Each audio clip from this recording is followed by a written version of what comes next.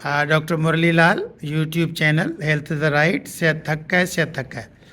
आज हमारे साथ डॉक्टर संजय कुमार हैं। डॉक्टर संजय कुमार इन्फेक्शन के माहिर डॉक्टर हैं और ख़ुद फिजिशियन भी हैं, मेडिसिन की डिग्री भी है उनके पास। उनसे हम एंटीबायोटिक का जो गैर ज़रूरी इस्तेमाल है, बेजा इस्तेमाल, उसके बारे में बात करेंगे। इसके नुकसानात क्या हैं और फिर ये जो जरासीम रेजिस्टेंट हो जाता है और फिर ये एंटीबायोटिक्स असर ही नहीं करती। मरीज़ जब अस्पताल में दाखिल होते हैं तो आजकल तो कुछ एंटीबायोटिक्स ऐसी हैं जो कि जरासीम पे आ रही हैं मगर हमारे पास हैं नहीं, पाकिस्तान में ही नहीं, वो बाहर से फिर आएंगी तो मुल्क का ख़र्चा भी होता है क्योंकि हमारे पास तो नहीं बनती, ये बाहर से आती हैं, तो नुकसानात बहुत हैं। तो एंटीबायोटिक के नुकसानात पे हम डॉक्टर संजय कुमार से बात करेंगे।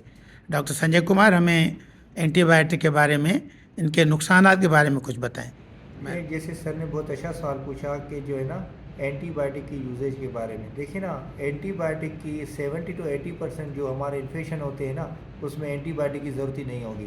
अगर आप ऐसे ही एंटीबायोटिक यूज़ करेंगे तो हर एंटीबायोटिक के अपने साइड इफ़ेक्ट्स होते हैं।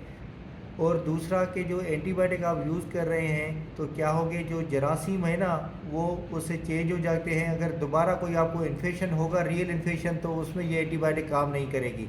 और तीसरा ये है कि एंटीबायोटिक खाने से आपका जो है पैसे खर्च हो रहे हैं, इसीलिए कि जो हमारे जो 70 to 80% इन्फेक्शन, जैसे आपका गला ख़राब हो गया, आपको मोशन हो गया, पेट में दर्द हो गया, जिससे महसूस हो गया, उसको कोई भी एंटीबायोटिक की ज़रूरत नहीं होती। वो सिंपल पेनाडाल खाने से सही हो जाते हैं। इसीलिए गैर वाजिब आप एंटीबायोटिक इस्तेमाल ना करें। और दूसरा, अगर आप डेंगू है, मलेरिया है, हाँ, उसमें एंटीबायोटिक की ज़रूरत नहीं।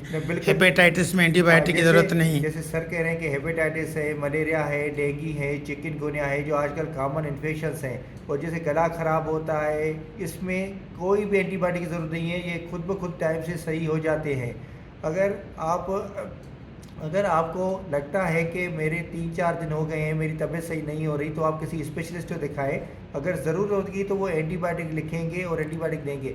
अगर और डॉक्टरों को भी गैर ज़रूरी तौर पे हैवी किस्म की एंटीबायोटिक्स। बिल्कुल, मेरा यही है कि अगर डॉक्टर, आप किसी स्पेशलिस्ट के पास जाते हैं या किसी डॉक्टर के पास जाते हैं कि अगर वो गला ख़राब है, उनको निमोनिया लग रही है, तो सिंपल एंटीबायोटिक दे, जैसे एमॉक्सिल है, डॉक्सीसाइक्लिन है, वो यूज़ करें। पेंसिलिन यूज़ होती थी किसी ज़माने में। जैसे एमॉक्सिल है, पेंसिलिन है, डॉक्सीसाइक्लिन है, वो यूज़ करें। ना कोई को बड़ी बड़ी एंटीबायोटिक दें, जैसे आजकल मोक्सीफ्लॉक्सासिन दे रहे हैं, ऑगमेंटिन दे रहे हैं, तो छोटी सी दवाओं से वही काम हो जाएगा। तो बड़ी दवा क्यों दे रहे हैं? क्योंकि जरासीम को मौका ना दें कि वो अपने आप को चेंज करे और आपको फिर आगे चल के तकलीफ़ हो, क्योंकि हमारे पास एंटीबायोटिक है ही नहीं।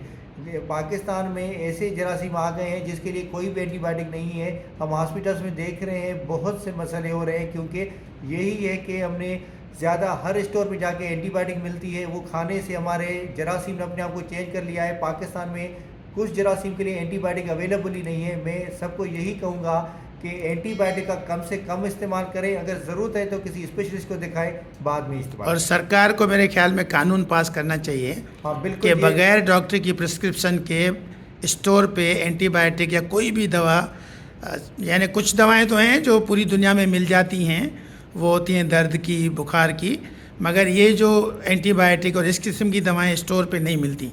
तो यहाँ पे भी कानून पास होना चाहिए इसके ख़िलाफ़, और ये कोई भी स्टोर वाला अपनी मर्ज़ी से एंटीबायोटिक या कोई भी दवाई न दे सके।